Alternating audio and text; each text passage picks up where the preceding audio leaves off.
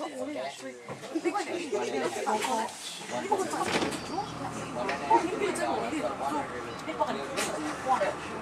I mentioned that people move here for our weather, and it is true, even though today is a dreary day, it's usually much nicer.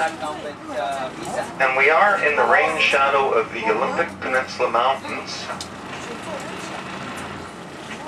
Let's let this car go by.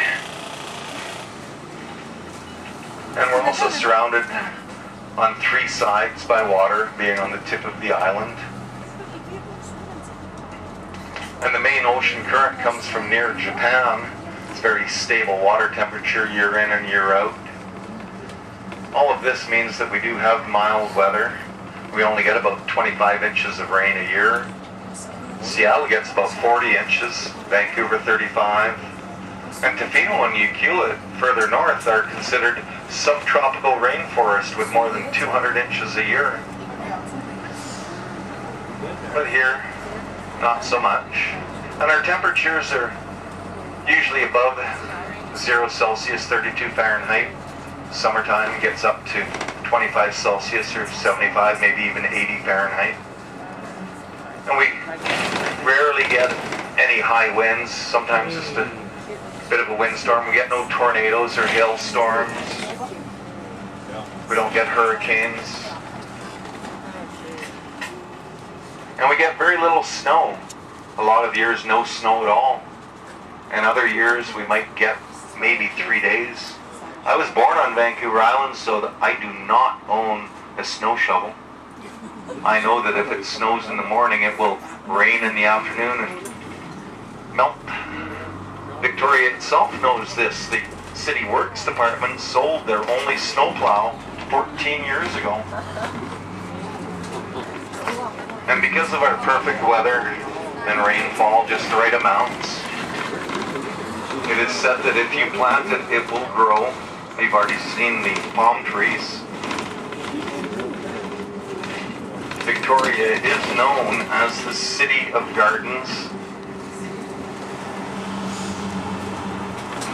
As I head back across the Johnson Street Bridge, on the left-hand side is the last remnants of our industrial beginnings. We used to have a couple of plywood mills and sawmills. Now we're down to cement works and a boatyard. The rest of the Gorge Waterway, which does wend its way inland, almost 7 miles or 10 kilometers, has all been given over to housing now. Condominiums, apartments. Coming up at the next intersection, if you look directly ahead, and then on the right as I turn the corner, you can see a row of pastel-colored brick buildings. These were all manufacturing facilities at one time, but as business moved out, the buildings have been converted into apartments and some businesses. The price of an apartment in Victoria is about $800 to $1,500 a month, depending on the size of it, of course. And here we are heading back into Chinatown. Victoria's Chinatown is the second oldest in North America, second only to San Francisco's. And the Chinese came here for the same sort of reasons, to work on the railroad, the Esquimalt and Nanaimo, as well as the Transcontinental Railway, and in manufacturing jobs.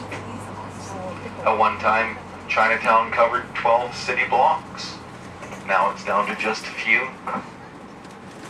As the jobs moved away, so did the Chinese. A lot of them did follow the gold rush into the interior. But they do have a vibrant downtown now. Chinese pagoda-style street lights. Coming up on the right is some of the few pieces of neon you can see in Victoria. And it's for the Fan Tan Cafe. Just in front of that is a street sign on the sidewalk. And that's for the Fan Tan Alley. Fan Tan Alley is the narrowest street in Canada. It's 3 feet 3 inches wide, just about a meter perfect. And Mel Gibson rode a motorcycle down this alley in the movie Bird on a Wire with Goldie Hawn. Here it is on the right. I'll go slow, I can't stop. It is very narrow. And it was a good movie too. Coming up is the Gates of Harmonious Interest. These were a gift to Victoria from our sister city, Suzhou in mainland China. They were erected in 1981. And the stone lions that are on this side of the gates will come to life if ever an honest politician walks by them.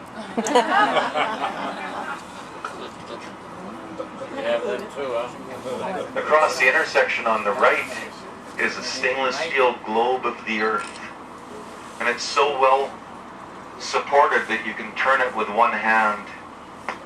On the left-hand side, in the juncture of the two buildings, is a mural depicting Chinatown in its heyday. As we go by it, you'll be able to see the wooden boardwalks and how long Chinatown was. It's right over there.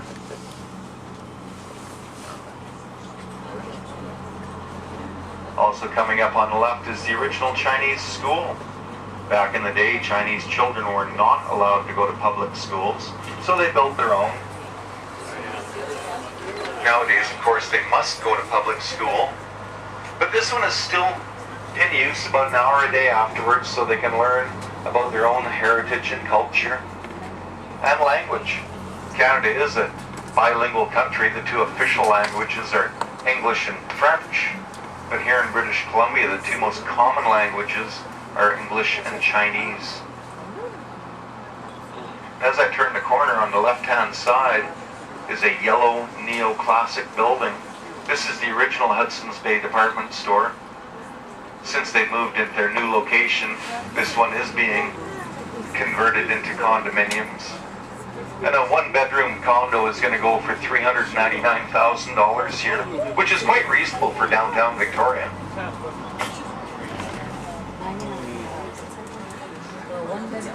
Coming up on the right is City Hall. Victoria was actually only incorporated in 1862. It's our 150th anniversary this year. City Hall was started in 1868.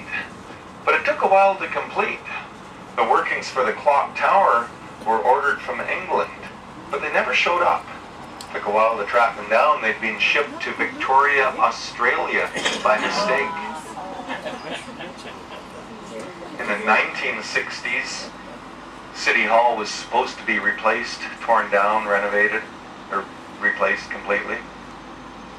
But the Heritage Society prevailed and convinced City Hall to rebuild City Hall, and they did. It is a heritage building after all. Also in the 1960s, there was a beautification project put in place. It was felt that with industry moving out and tourism becoming more and more important, the city should spruce itself up. City Hall paid to have trenches blasted in the bedrock of the city. All the overhead power lines were placed underground. At the same time, the 5 globe British-style streetlights were installed throughout the downtown area. As well, there were very restrictive bylaws passed concerning signage. If you look around, you can see that all the business signs are quite subdued.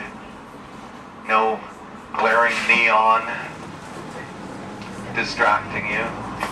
And there's plants everywhere. Hanging baskets from most of the lamp posts. There'll be over 2,000 installed by the end of June.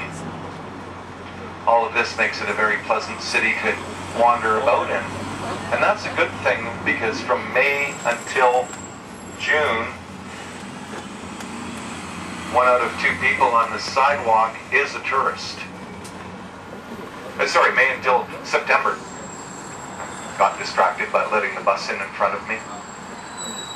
If you look on the left-hand corner, you can see the Royal Bank of Canada Financial Group building. And even that one has the pyramid-style design to it. But you'll also notice that every other floor also has a garden planted on it. Victoria has always been a very green city. Long before it became fashionable, it was encouraged. And I am just turning up Fort Street. This was the original trail to and from Fort Victoria, hence the name.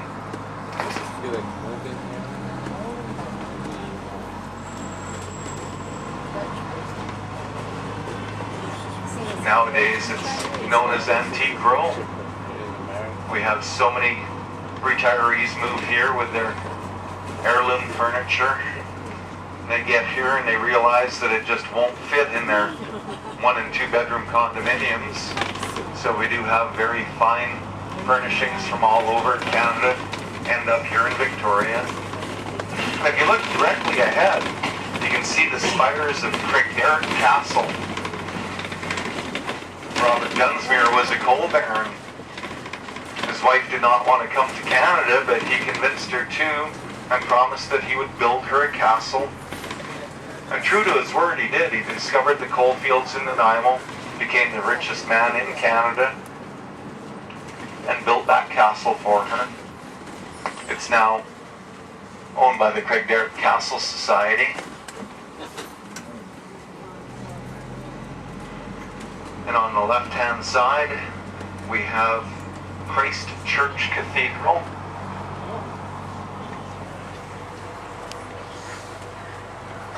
This is patterned after Westminster Abbey in England. And when Queen Victoria is here, she does attend services in this church.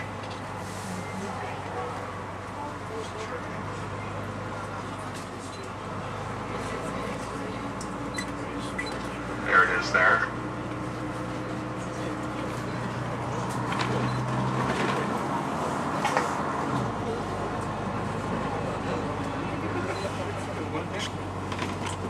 Now we are very blessed on Vancouver Island. We have no nasty animals. We don't have skunks or rattlesnakes or poisonous tree frogs, nothing like that. But the only nasty thing we actually have on Vancouver Island is a very small black widow spider. It's about the size of my baby fingernail.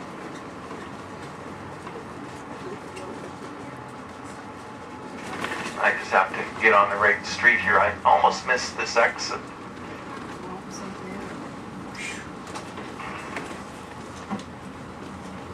We have white-tailed deer, black bear, a few wolves on the northern end of the island. But the only real major predator on Vancouver Island is the cougar, also known as the mountain lion or puma. Vancouver Island has the largest population of cougar of anywhere in the world. So many, in fact, that occasionally they do wander into downtown Victoria.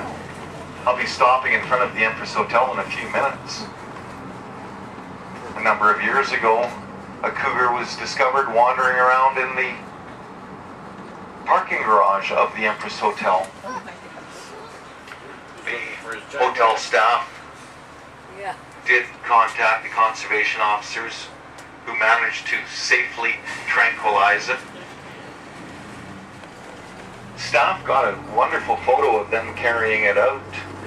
And it did take both of them. It was 7.5 feet long and weighed about 180 pounds. It was safely released on the northern end of Vancouver Island, much to the delight of the deer here in Victoria.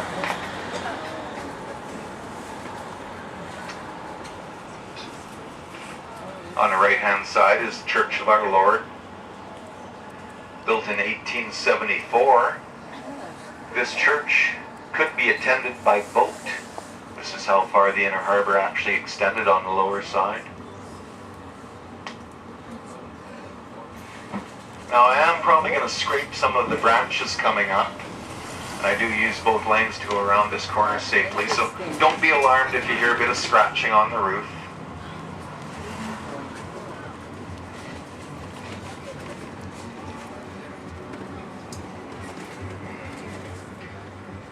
Coming up on the right is another lawn bowling pitch, and right beside that is a glass roof building. This is the original Chris Crystal Garden Pool. It was constructed in 1925, and at that time it was the largest indoor saltwater pool in the entire British Commonwealth. A gentleman by the name of Johnny Weissmuller broke an Olympic record in that pool in 1925. He was a great swimmer of his day, and after his swimming career was over, he went on to further fame, starring in 12 Tarzan movies.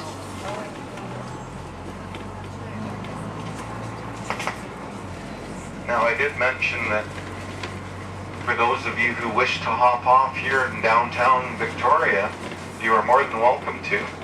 I'm going to stop in front of the Empress Hotel. And from here, it's about a 20-minute walk back to your cruise ship. A taxi would cost you probably $10, maybe $15 at the outside.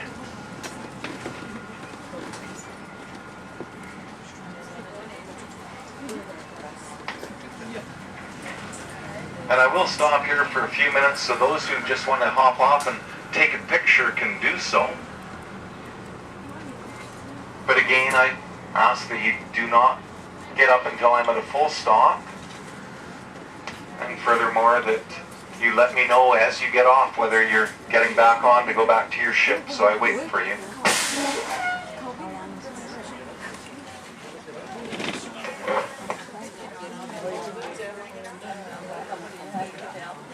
Let me get off.